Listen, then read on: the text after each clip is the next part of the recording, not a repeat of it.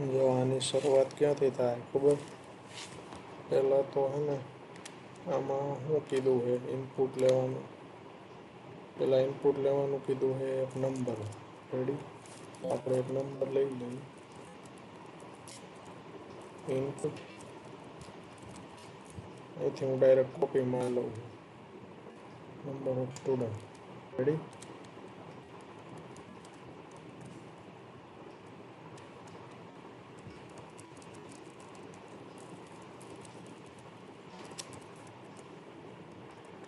એના આધારે હે ને એક તો નેમનું ઓલું જોઈએ લિસ્ટ અને બીજું માર્ક્સનું જોશે.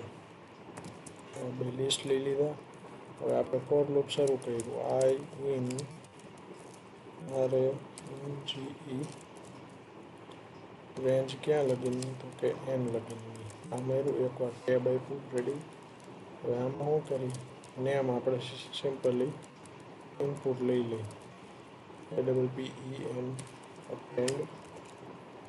હવે અહીંયાનું જે છે એ કોપી મારી મને થાય છે આડા.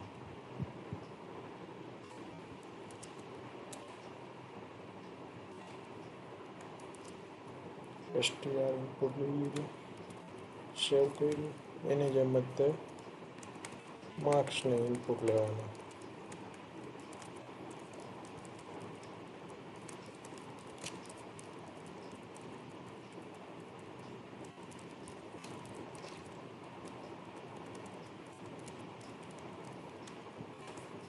માર્ક્સને ઇનપુટ લઈ લીધા. હવે અહીંયા અસલી ખેલ અહીંયા આવે. પહેલાં શું કરવાનું છે તો કે માર્ક્સનો સમ પ્રિન્ટ કરવાનો. લખવાનું PRINT સમ નહીં સોરી એવરેજ. સમ ઓફ કોનો તો કે માર્ક્સનો. અને ભાંગ્યા કરવાના લેન્થ હારે એવરેજ ફાઇન્ડ કરાવવાની. તો લખો માર્ક્સ અને RPX લેન્થ ઓફ માર્ક્સ હારે થઈ ગયું. હવે જો અહીંયા જોવાનું આપણે અહીંયા પૂછ્યું છે કે માર્ક્સે સૌથી ઓછા માર્ક્સ એ જોઈ છે. ઓછા માર્ક્સ જોતા હોય તો આમ લખવાનું મિનિમમ માર્ક્સ.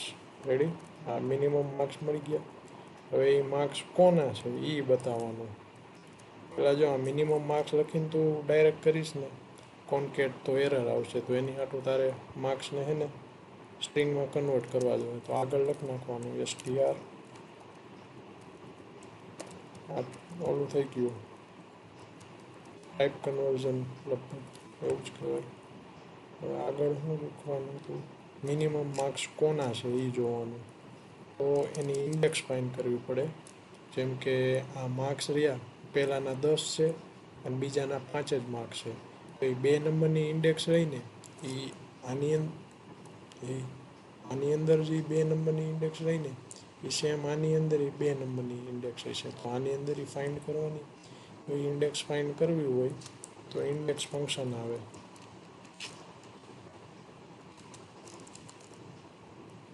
અહીંયા લખવાનું INDEX.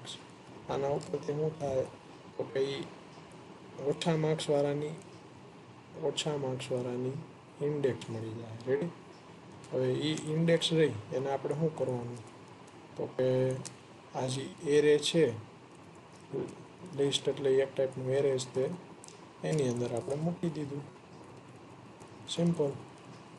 આના ઉપરથી શું મળ્યું આપણે અહીંયા સ્ટ્રિંગ કાઢી નાખવાનું. કેમ તો કે અહીંયા આપણે ઇન્ડેક્સ જોઈ છે. અહીંયા એ સ્ટ્રિંગ લખવાનું mean of MRX. Ready? Same આના જેવું બોલાનું. પછી એક ચેલેન્જિંગ વસ્તુ એમાં એ હતી કે માર્ક્સ જે રહ્યા ને એ ઓલા કરતાં વધારે જ હોવા જોઈએ. કોના કરતાં કે 0થી વધારે અને 100થી ઓછા. તો અહીંયા ઇફ કન્ડિશન લખી નાખવાની કે અહીંયા પહેલાં એને નંબરને હે ને માર્ક્સના નંબરને ઇનપુટ લેવાનો ઉપર. પછી એને ચેક કરાવવાનું. આ જે રહ્યો કટ કર્યું પેસ્ટ કર્યું. રેડી? અહીંયા આગળ તારી રીતે ઇનપુટ લખી નાખજો. ઇફમાં લીખવું આપણે number greater than equal to greater than 0 and so on. તારી રીતે સમજી ગઈ. Greater than 0 and less than 0 તો જ એને અપેન્ડ કરવા દેવાનું, નકર નહીં કરવા દેવાનું. નકર શું કરવાનું તો કે એલ્સ આ જેમનું ચિહ્ન નહીં ભૂલવાનું ક્યારેય. પ્રિન્ટ મેસેજ, જે મેસેજ પ્રિન્ટ કરાવવાનો હોય એ ફરીથી નાખ મેન.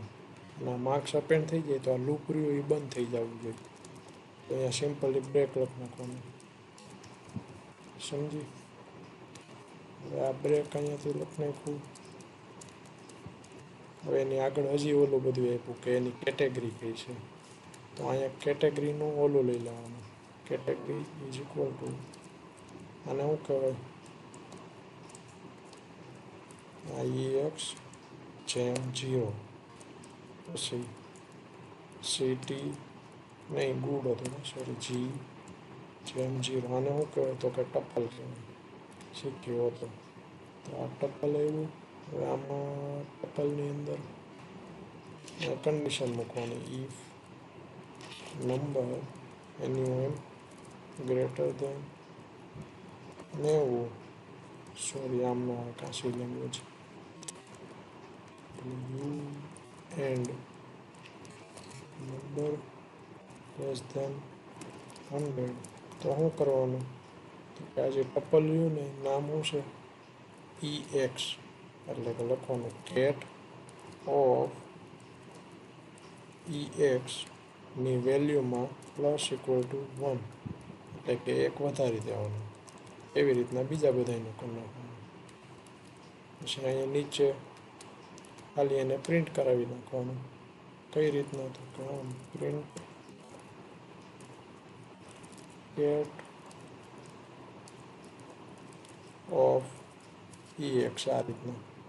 બેઝિક મેં તમને સમજાવી દીધું છે, બાકીનું તારી રીતે જોઈ લેજો.